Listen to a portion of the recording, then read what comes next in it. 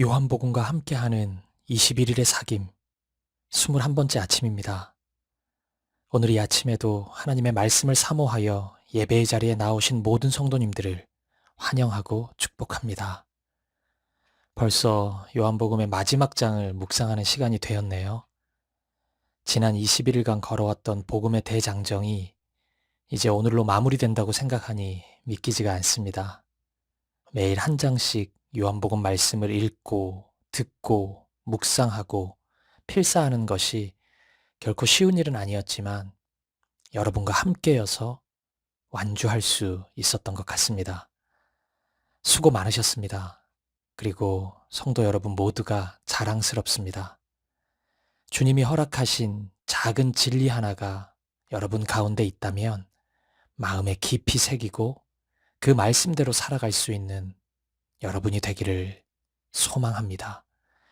주님께서 우리의 믿음과 삶이 일치되는 은혜를 주시길 간절히 기도합니다. 이제 마지막 성경 봉독입니다. 이 시간 우리에게 주신 하나님의 말씀은 요한복음 21장 18절에서 23절 말씀입니다. 오늘 성경 봉독은 우리 사김의 교회 청년부에 속해 있는 장호진 형제님이 수고해 주시겠습니다.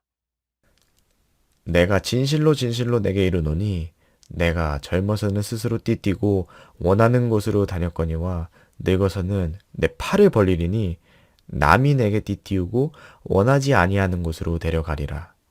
이 말씀을 하심은 베드로가 어떠한 죽음으로 하나님께 영광을 돌릴 것을 가리키심이러라. 이 말씀을 하시고 베드로에게 이르시되 나를 따르라 하시니 베드로가 돌이켜 예수께서 사랑하시는 그 제자가 따르는 것을 보니 그는 만찬석에서 예수의 품에 의지하여 주님을 파는 자가 누구오니까 묻던 자더라. 이에 베드로가 그를 보고 예수께 여짜오되 주님, 이 사람은 어떻게 되겠사옵나이까? 예수께서 이르시되 내가 올 때까지 그를 머물게 하고자 할지라도 내게 무슨 상관이냐? 너는 나를 따르라 하시더라. 이 말씀이 형제들에게 나가서 그 제자는 죽지 아니하겠다 하였으나 예수의 말씀은 그가 죽지 않겠다 하신 것이 아니라 내가 올 때까지 그를 머물게 하고자 할지라도 내게 무슨 상관이냐 하신 것이더라. 오늘 본문은 요한복음 전체의 메시지를 요약하고 정리해주는 말씀이라고 할 수 있습니다. 요한복음 20장의 마지막 부분에서 요한은 요한복음의 기록 목적을 밝히죠. 그리고 왠지 거기서 요한복음의 메시지가 끝날 것 같은 느낌이었습니다. 그런데 요한은 다시 21장의 마지막 이야기를 이어갑니다. 요한이 21장을 기록한 첫 번째 이유는 아마도 베드로의 마지막 이야기를 우리에게 알려주고 싶은 마음이었을 것입니다. 베드로의 이야기는 예수님을 부인하는 것으로 끝나지 않았기 때문입니다. 예수님과 함께했던 너무나 아름다웠던 그 다음 이야기가 있었습니다. 그리고 이러한 요한의 마음은 성령님이 허락하신 마음입니다. 베드로와 같은 실수를 반복하는 우리를 향한 성령 하나님의 마음인 것입니다. 따라서 요한복음 21장은 베드로와 같은 인생을 살아가는 우리를 향한 요한복음이 전하는 복음의 결론이라고 할 수 있습니다. 어젯밤 수요 예배에서 나눈 것처럼 성경의 모든 질문은 결국 우리가 예수님을 사랑하는가? 이 질문을 향해 있습니다. 사랑의 주님이 생명을 주시기까지 저와 여러분을 사랑하십니다. 그리고 그 주님은 오늘 저와 여러분의 사랑의 고백을 듣고 싶어 하십니다. 진정으로 사랑하는 대상만이 요구할 수 있는 그 사랑의 고백을 듣고 싶어 하십니다. 오늘 이 아침 주님을 사랑한다고 고백할 수 있으십니까? 오직 주님만을 사랑한다고, 진심으로 주님을 사랑한다고 고백할 수 있는 저와 여러분 되기를 소망합니다. 그리고 요한이 21장을 기록한 두 번째 이유는 오늘 본문의 말씀을 전해주기 위함일 것입니다. 요한은 이 장에서 요한복음 전체의 내용을 요약하면서 우리가 진정한 사명의 길을 걸어가기를 원하고 있습니다. 요한복음을 요약하고 있는 오늘 본문을 저는 세 가지로 정리해서 여러분과 함께 나누고 싶습니다. 첫째, 오늘 본문은 무엇이 하나님께 영광 돌리는 삶인지를 다시 확인해 줍니다. 우리는 이미 예수님의 죽음이 하나님께 영광이 된 것을 확인했습니다. 예수님의 십자가는 사람들의 눈에는 죽음이었지만 하나님께는 생명이었습니다. 사람들의 눈에는 비참한 저주였지만 하나님께는 구원이었습니다. 사람들의 눈에는 실패요, 패배였지만 하나님께는 성공이요, 승리였습니다. 십자가는 하나님의 영광이었습니다. 그리고 오늘 본문은 베드로의 죽음을 통해 다시 그 사실을 확인해 줍니다. 본문 18절은 베드로의 죽음을 가리키는 말씀입니다. 18절 말씀을 읽어보겠습니다. 내가 진실로 진실로 내게 이르노니 내가 젊어서는 스스로 띠띠고 원하는 곳으로 다녔거니와 늙어서는 내 팔을 벌리리니 남이 내게 띠띠우고 원하지 아니하는 곳으로 데려가리라. 전승에 의하면 베드로는 십자가에 거꾸로 못 박혀 죽었다고 알려집니다. 네가 따르던 예수처럼 십자가에 못 박혀 죽으라, 이 명령에 나는 감히 예수님과 똑같은 모습으로 죽을 수 없다고 외치며 십자가에 거꾸로 못 박혀 죽었다고 합니다. 이러한 베드로의 죽음이 사실이라면 이 말씀은 베드로의 매우 비참한 죽음을 가리키는 말씀입니다. 그런데 본문 19절에 의하면 이 죽음이 하나님께 영광을 돌릴 것이라고 말씀합니다. 예수님의 죽음처럼 정말 비참해 보이고 어리석어 보이고 실패한 것처럼 보이는 이 죽음이 하나님께 영광이 되었던 것입니다. 베드로의 죽음을 두고 세상 사람들은 한평생 예수만 따라다니고 예수만 전하다가 결국은 저렇게 죽는구나 조롱했을지도 모르겠습니다. 하지만 여러분, 베드로의 죽음은 하나님께 영광이 되었습니다. 성경은 죽음의 방법에는 결코 선하고 악한 것이 있지 않음을 말씀해 줍니다. 믿음의 길을 걷는 사람도 우리가 보기에는 비참해 보이는 죽음을 맞이할 수도 있습니다. 예수 믿는 사람도 사고가 날 수도 있고 예수 믿는 사람도 건강을 잃을 수 있습니다. 따라서 죽음의 방법만으로 복을 받지 못했다, 하나님께 영광이 되지 못했다, 단언해서는 안 됩니다. 하지만 성경이 분명히 단언하는 사실이 있습니다. 어떤 삶을 살다가 죽음을 맞이하는지에 대해서입니다. 한평생 예수님을 따르다가 삶을 마감하는 것만큼 하나님 보시기에 아름다운 죽음은 없습니다. 그렇기에 믿음의 사람이 맞이하는 죽음은 어떠한 죽음이든지 하나님께 영광이 되는 것입니다. 사랑하는 여러분, 우리 모두가 한평생 예수님이 걸어가신 길, 오직 하나님께 영광을 돌리는 그 길을 걸어갈 수 있기를 바랍니다. 바울 사도가 고백한 것처럼 예수님의 흔적이 남는 삶을 살아가는 저와 여러분 되시기를 간절히 축복합니다. 둘째, 본문은 예수님을 따르는 것이 우리 모두의 사명임을 말씀해 줍니다. 본문 19절의 말씀을 다시 보시겠습니다. 이 말씀을 하심은 베드로가 어떠한 죽음으로 하나님께 영광을 돌릴 것을 가리키심이러라.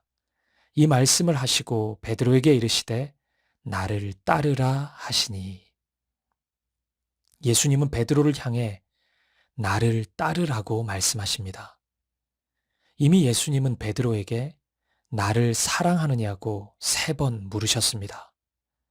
예수님을 3번 모른다 했던 베드로에게 정확히 3번 사랑을 확인하셨습니다. 그리고 그 사랑을 확인하신 후 예수님은 내 양을 치라, 내 양을 먹이라고 목양의 사명을 주십니다. 따라서 오늘 본문에서 말씀하시는 나를 따르라는 명령은 목양의 길을 걸어가라는 사명을 다시 확인시켜주는 말씀입니다. 그리고 이 말씀은 베드로를 넘어 우리 모두를 향한 주님의 말씀입니다. 오늘 우리가 섬기고 돌봐야 할 우리에게 맡겨주신 양은 누구입니까? 우리는 어떤 삶으로 주님을 따라야 합니까? 어제 새벽 말씀에서 나눈 것처럼 예수님은 마지막으로 우리의 마음에 사명을 각인시켜 주십니다. 마치 오늘 본문은 사명을 절대로 잊어서는 안 된다 외치시는 것처럼 느껴집니다. 가끔 예수님 믿고 천국 가는 것이 유일한 목표인 것처럼 말씀하시는 분들이 있습니다. 하지만 여러분, 천국 가는 것이 하나님의 유일한 계획이었다면 우리는 예수님을 믿는 순간 죽는 편이 나을 것입니다. 빨리 천국에 갈 수 있기 때문입니다. 그런데 오늘 우리가 생명을 가지고 이 하루를 살아가는 이유는 무엇일까요? 우리의 사명이 있기 때문입니다. 이 하루 하나님 나라를 위해 우리가 할 일이 있기 때문입니다. 사랑하는 여러분, 사명자의 걸음보다 아름다운 인생의 걸음은 없습니다. 사명을 붙잡고 주님을 따르는 우리 모두가 되기를 소망합니다. 사도행전 20장 24절의 바울의 고백이 오늘 우리의 고백이 되기를 간절히 소망합니다. 내가 달려갈 길과 주 예수께 받은 사명, 곧 하나님의 은혜의 복음을 증언하는 일을 마치려 하면은 나의 생명조차 조금도 귀한 것으로 여기지 아니하노라. 아멘. 이 말씀 후에 베드로는 한 가지 질문을 더 합니다. 옆에 있는 요한의 인생은 어떤 결말을 맞이하게 되는지에 대한 질문이었습니다. 이에 대해 예수님은 이렇게 말씀하십니다. 본문 22절입니다. 예수께서 이르시되 내가 올 때까지 그를 머물게 하고자 할지라도 내게 무슨 상관이냐? 너는 나를 따르라 하시더라. 이 말씀은 베드로의 사명과 요한의 사명이 다를 수 있음을 암시하는 말씀입니다. 큰 틀에서 보면 베드로와 요한의 삶은 같은 십자가의 길이지만 자세히 보면 하나님이 부르신 사명이 모두 달랐습니다. 그리고 이것이 바로 본문이 말씀해 주는 세 번째 강조점입니다. 사랑하는 여러분, 베드로에게 주신 사명이 있고 요한에게 주신 사명이 있습니다. 베드로는 목자가 될 것이고 요한은 예언자가 될 것입니다.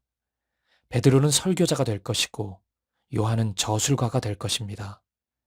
베드로는 교회의 기초를 닦는 증인이 될 것이고 요한은 신실한 작가가 될 것입니다. 베드로는 순교의 자리로 나아갈 것이고 요한은 오랫동안 살다가 고요하고 평온하게 죽음을 맞이하게 될 것입니다. 우리도 그렇습니다. 모두가 다 똑같은 사명을 받은 것이 아닙니다. 모두가 다 저와 같은 목사가 될 필요는 없습니다. 그리고 모두가 다 선교사가 될 필요도 없습니다. 목사이기에 더 하나님께 영광을 돌리는 것도 아니고 세상에 직업을 가졌다고 해서 하나님께 덜 영광을 돌리는 것도 아닙니다. 그 자리가 하나님이 부르신 자리라면 거기서 예수님을 따르는 삶을 살아가면 되는 것입니다. 우리 모두가 각기 주님의 부르심에 따라 부르신 그 자리에서 신실한 믿음의 삶을 살아가면 되는 것입니다. 따라서 나와 같은 사명의 모습이 아니라고 해서 그를 비난하거나 무시해서는 안 될 것입니다. 나의 열정에 미치지 못한다고 해서 그 사람이 공동체에 무익한 것도 아닙니다. 내가 가지고 있지 않은 것을 그 사람이 가질 수 있고 그를 통해서만 이루시는 하나님의 뜻이 있을 수 있기 때문입니다. 우리는 다만 나를 따르라는 주님의 말씀에 순종하는 삶을 살면 되는 것입니다. 사랑하는 여러분, 요한복음의 마지막 시간, 주님은 우리에게 물으십니다. 네가 나를 사랑하느냐? 이 질문에 네 주님, 당신만을 사랑합니다. 고백하는 우리이기를 소망합니다. 십자가의 길을 걸으며 하나님께만 영광 돌리는 저와 여러분 되시기를, 오직 주님만을 따르는 사명자의 길을 걷는 우리가 되기를, 서로를 비교하기보다는 서로를 인정하고 격려하며 함께 아름다운 하나됨의 하모니를 이루어가는 우리 사귐의 교회가 되기를 소망합니다. 지난 21일 정말 수고 많으셨습니다. 이토록 아름다운 요한복음을 듣고 읽고 묵상하고 필사하게 하신 하나님께 감사드립니다. 모든 영광을 오직 예수님께만 올려드립니다. 기도하시겠습니다. 하나님 아버지, 지난 21일 동안 요한복음 말씀을 묵상하게 하신 은혜에 감사드립니다.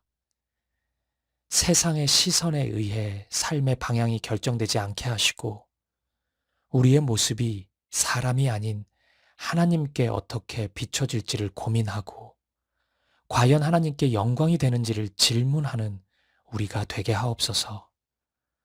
나를 따르라는 주님의 말씀 앞에 늘 주저하고 있는 우리의 모습을 발견합니다. 오늘부터 결단합니다. 머뭇거리지 않겠습니다. 호흡 있는 동안 오직 주님만을 찬양하겠습니다. 주님만 따라가는 우리가 되겠습니다. 다른 이의 사명과 나의 사명을 비교하기보다는 나에게 주신 사명을 감사하게 하시고, 믿음의 형제 자매들과 함께 서로를 격려하며 예수님을 따라가게 하옵소서.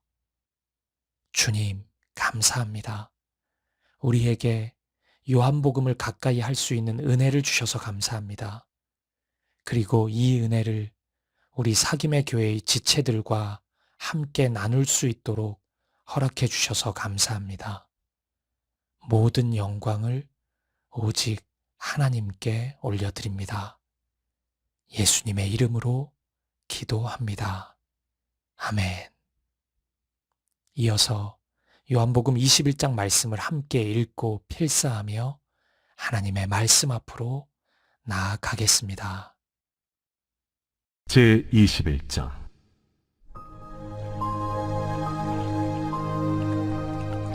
그 후에 예수께서 디비랴 호수에서 또 제자들에게 자기를 나타내셨으니 나타내신 일은 이러하니라. 시몬 베드로와 디두모라 하는 도마와 갈릴리 가나 사람 나다나엘과 세베대의 아들들과 또 다른 제자 둘이 함께 있더니 시몬 베드로가 나는 물고기 잡으러 가노라.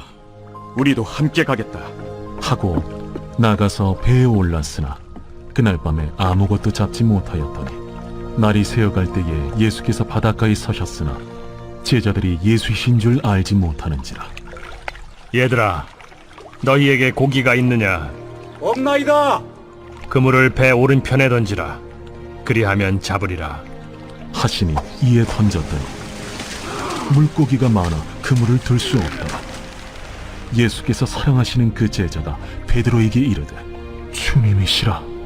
시몬 베드로가 벗고 있다가 주님이라 하는 말을 듣고 겉옷을 두른 후에 바다로 뛰어내리더라.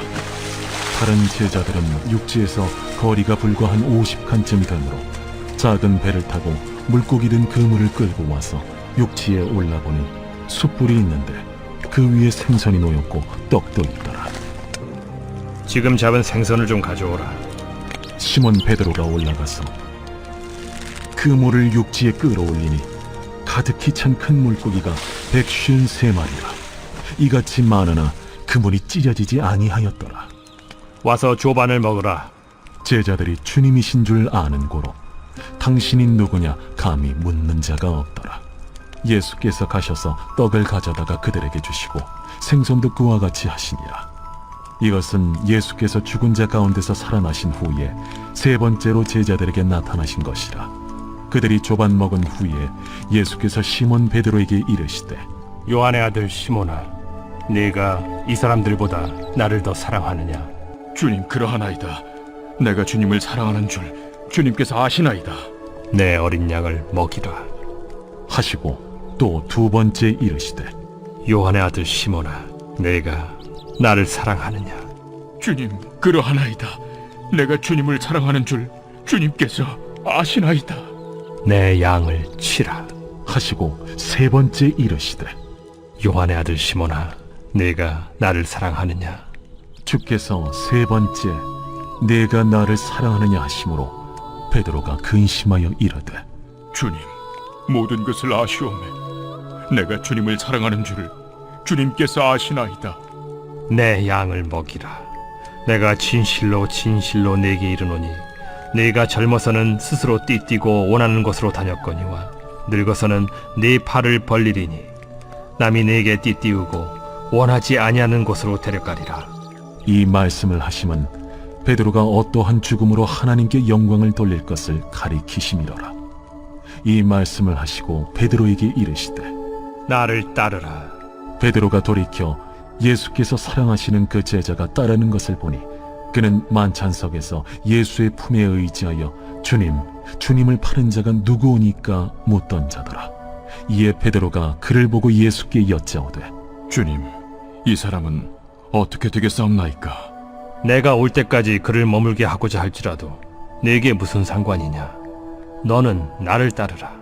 이 말씀이 형제들에게 나가서 그 제자는 죽지 아니하겠다 하였으나 예수의 말씀은 그가 죽지 않겠다 하신 것이 아니라 내가 올 때까지 그를 머물게 하고자 할지라도 네게 무슨 상관이냐? 하신 것이로라. 이 일들을 증언하고 이 일들을 기록한 제자가 이 사람이라. 우리는 그의 증언이 참된 줄 아노라. 예수께서 행하신 일이 이외에도 많으니 만일 낱낱이 기록된다면 이 세상에라도 이 기록된 책을 두기에 부족할 줄 아노라.